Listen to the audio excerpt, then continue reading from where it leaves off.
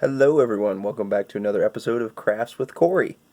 This channel was born out of the COVID shutdown, so I was off work for a long time, and I had nothing else to do but reenacting projects, so I figured, hey, why not make some videos and maybe teach some people about some stuff. So I guess it's kind of fitting, kind of merge this channel in with the needs of modern day, I guess.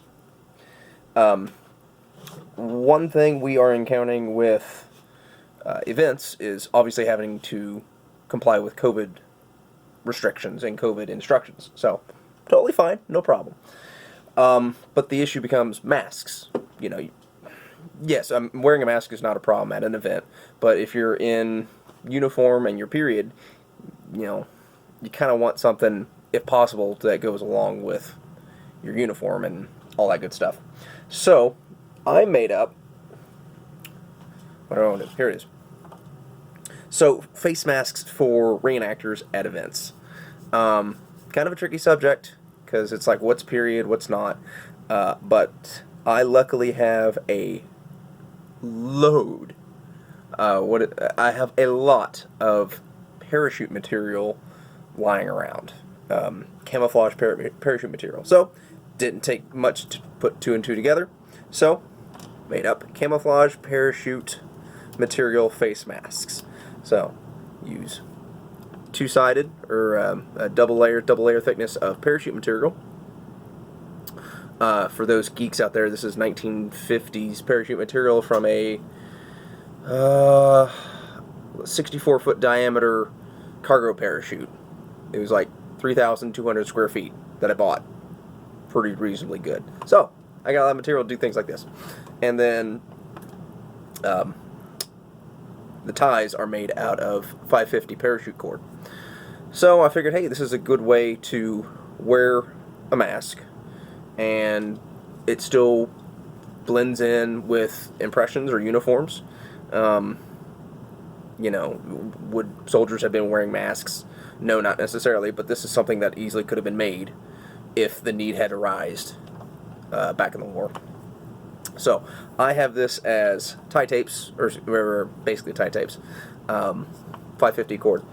I have also just made up another version, a little bit more modern, using stretchy material. And then this one also has a reinforced wire in the nose, so it can easily fit around you. There's tons of patterns online for masks. I just Googled it, mask pattern, make your own mask pattern, and come up with this. So, it ain't perfect. It'll work. It's fairly comfortable. And the other thing is, there is a hole at the bottom that you can insert a filter into as well. So I figured, you know what? Why don't I just go through how I made these? By the way, I am not selling these yet. I don't know. I may not. May sell them for a decent price. Make up some money back on this addiction that reenacting becomes. But anyways, I'll go through how I make these. So parachute material, the pattern that I used called for sheet of fabric that is 16 inches long and then 8.5 inches wide. And what you do is you will actually fold it over in half, and that creates your double layer, and you sew it together. So that's what I've got. That's what I'm using. On this mask, I will be using more parachute ties. I measured these out. These are 17 inches. I don't know why I cut them at 17 inches on my other mask. I think that was another pattern that said 17 inches, 16 inches. Look online, do what works for you. The other thing is, I thought it would be really cool on one of these masks. So actually, hold on. Let me put this one on real quick. But on one of these masks that I make up, to put that. I think that would look pretty cool. Put it on the cheek, put it on the side. Yeah? What do we think? I think right in the middle will look a little weird, so right off to the side, center it over there. Yeah, that looks pretty good. So I'll probably be doing that too. And you could do this with any fabric you got. There's companies that do sell reproduction fabric, wool, canvas, pardon me, anything like that. But anyways, so yes, going back to the actual construction.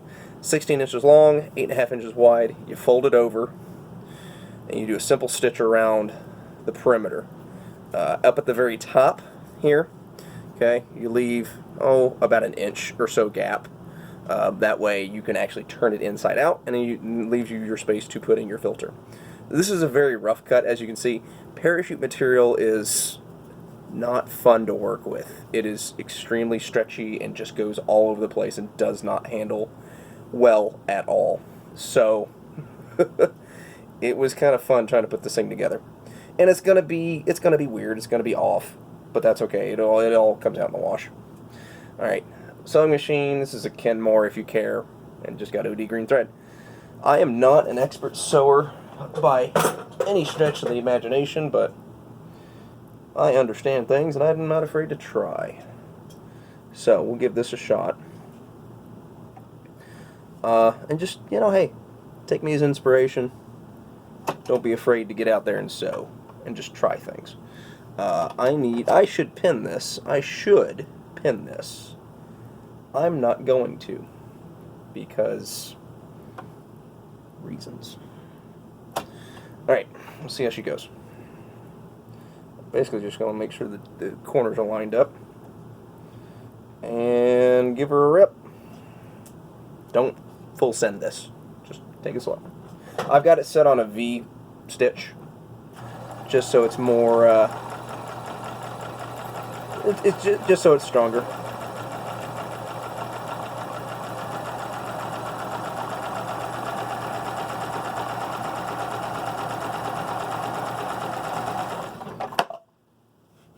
Oops. My skizzers. Alright, let's see how this goes here.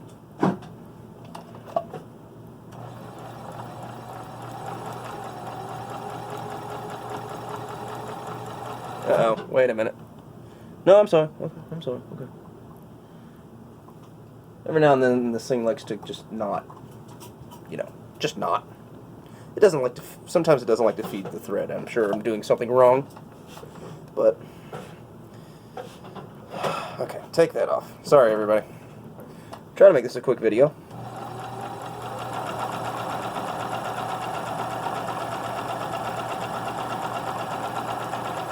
So, go up to the end,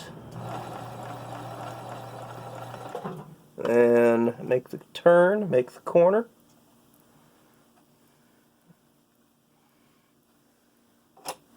Clamp, make sure things are lined up.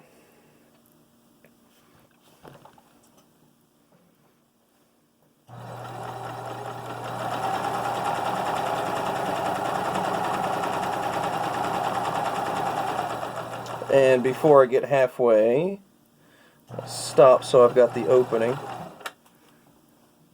Just eyeballing that.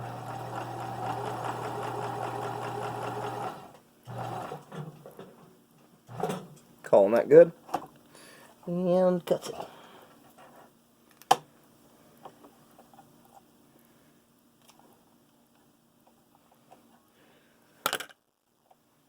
Alright, come on. Come on, come on, come on. Yeah. Just FYI, I have not used this machine all that much. I am not a sewer by any means of the imagination. I actually prefer hand sewing more than anything else. But just goes to show you, you don't need. It's nothing to be scared of. It's nothing to be intimidated of. It's sewing. And I swear, if anybody says, well, sewing is women's work, I will slap the crap out of you. Sewing is important. There's so many things.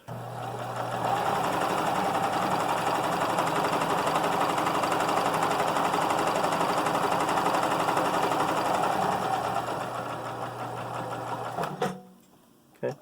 I'm going to be a little off, but that's okay. This isn't supposed to be perfect. Nothing is perfect.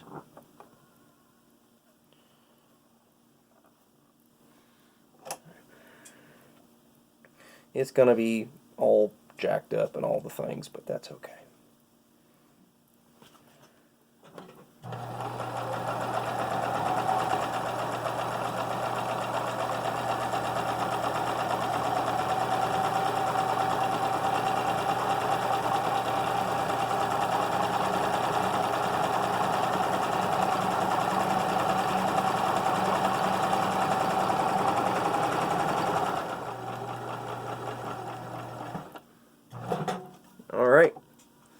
Hooray! Ooh, come on. No. There we go. Alright. That's it. Basically got a little bag. Alright. Trim off the excess.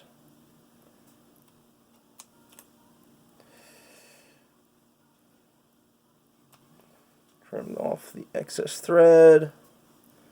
Alright. And then the next part, through that little hole that I left. So, let's see if you can see it. Alright, there we go. There's the hole between my fingers.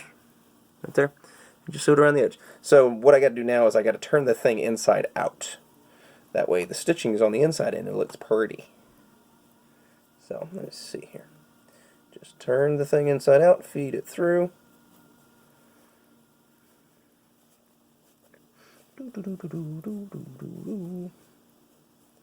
Again, I am not an expert at this at all. I'm sure there's plenty of fancy patterns and nicer materials and all the things that could be used. This is just what I got on hand, and I figured, you know what, this is pretty. This mask will blend in. You know, if it's laying around, no one's going to question it. It's more durable than one of the paper masks, I would think, and it looks kind of cool. At least in my eyes, it looks kind of cool. And then just get the corners out. There we go. Little bag. Alright. Alright, next up is actually, for me, the hardest part of this is pleating it. Putting pleats in so it sits right and all the things. That is the hardest part for me. The instructions I was using said 3 pleats, and your finished height should be 3 inches. So I've got a measuring device here. The other thing is I put the hole for the filter at the bottom. To me that just makes sense. It's out of the way and all that stuff. I am currently not going to do a nose reinforcement on this yet. I may come back later, but all I have to do is just feed the wire through the hole, put it in, stitch it down, and I'll be done. It'll be fine. That's just an experiment that I will be doing and seeing how it works. So make sure everything's good. Make sure your seam is all the way out. So pleats. Yeah. How I normally do it is I'll see where my midline is, where my midpoint is. Okay. So where halfway up the width is. And then just kind of guesstimate and have a pleat right in the middle. I don't really know how long to make that pleat, but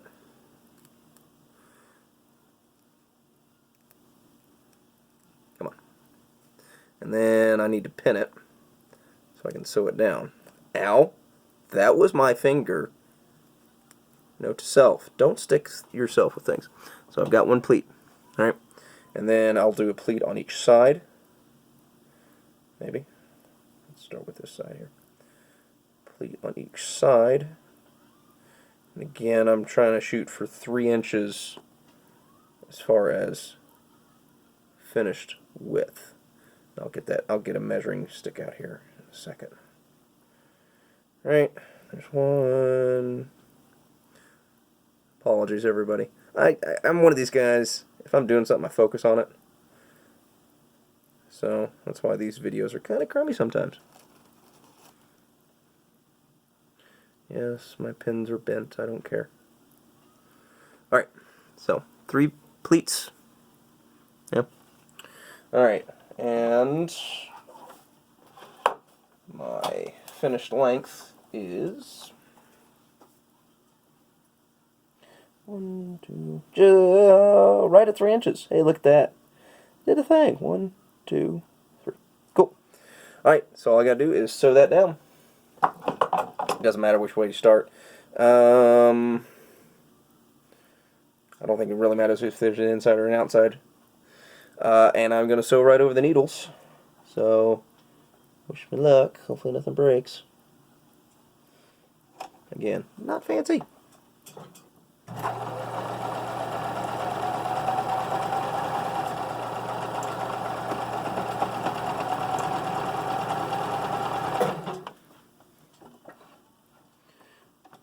Alright. Hooray! Hooray! It's over. Alright. Sweet. I did it.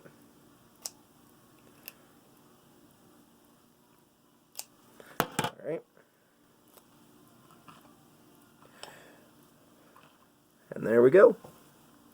Again, not perfect at all, but neither am I. Alright, to spare you some time and to spare you the headache, I'm going to... The other side is the exact same thing. I will sew on one tie strap and show how it goes. So, how I sew them, just in the corner, okay? Again, same V-stitch that I've been using. Inside, outside, I don't really know. And then say, yep. Oh, and I don't know, this is what, a 1/2 inch that's actually sewn in. This is a little hard. I did fuse the ends of these 550 cord. There it is. Come on, there it is. I did fuse that. Focus. So, just melted it, because otherwise you got strings going everywhere. But we'll see. I don't think it'll go through the fusing.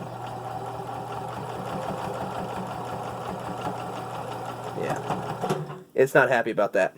But, I think I did it.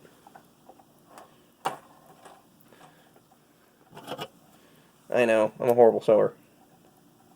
Can't you tell? Alright, come on. Come here. Alright. Yeah, ain't the best, but it'll work. Trim up. Excuse me, I need you to go away, please. There we go.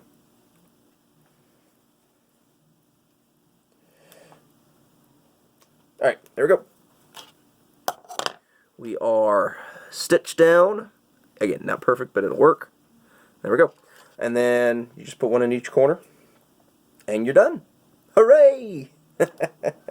I will probably put the airborne patch on this one.